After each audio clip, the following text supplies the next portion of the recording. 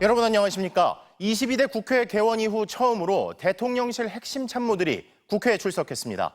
이 자리에서 대통령 부부 관련 의혹을 두고 공세가 이어지자 참모들은 해명에만 머물러 있지 않았습니다.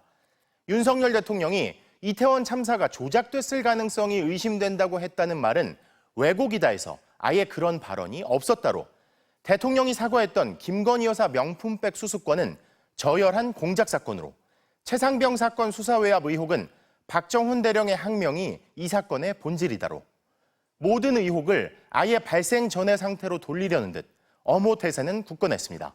첫 소식 고재민 기자입니다. 22대 국회 처음으로 정진석 대통령 비서실장, 장호진 안보실장 등 대통령실 참모 16명이 국회에 출석했습니다. 야당 의원들은 가장 먼저 최상병 사건 외압 의혹에 대해 공세를 집중했는데 정진석 비서실장 답변은 완강했습니다. 국방부 장관의 정당한 이첩 보류 지시 명령을 박정훈 수사단장이 어긴 항명 사건이 그 실체이고 본질이라고. 이른바 VIP 경로설도 전에 들었던 말만 있을 뿐 실체가 없다고 적극 엄호했습니다. 그러면 그 대통령이 경로했다는 것은 본 적은 없고 네네. 들은 적도 없다. 그렇습니다. 제가 보지 않은 사실에 대해서는 제가 대답을 할 수가 없습니다. 21대 국회에서 이미 윤 대통령이 거부권을 행사했던 최상병 특검법에 대해선 벌써부터 대통령의 거부권을 옹호했습니다. 위헌인 사항인데도 분명하고 대통령이 제2유권을 행사 안 했다? 저는 이건 대통령의 직무유기라고 생각합니다.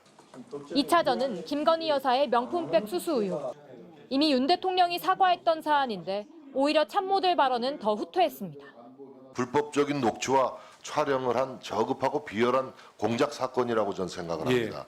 명품백이 대통령 기록물인지 여부는 연말에 결론을 낼 거라면서 화장품과 전통주 등 선물이 어딨는지도 공개하기 어렵다고 말했습니다.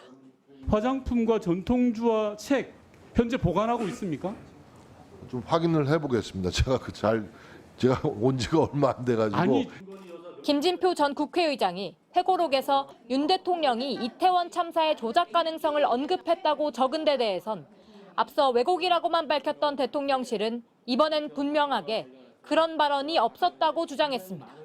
대통령이 이 사건이 특정 세력에 의해서 유도되고 조작되었을 가능성을 그런 얘기를 한 적이 없습니다.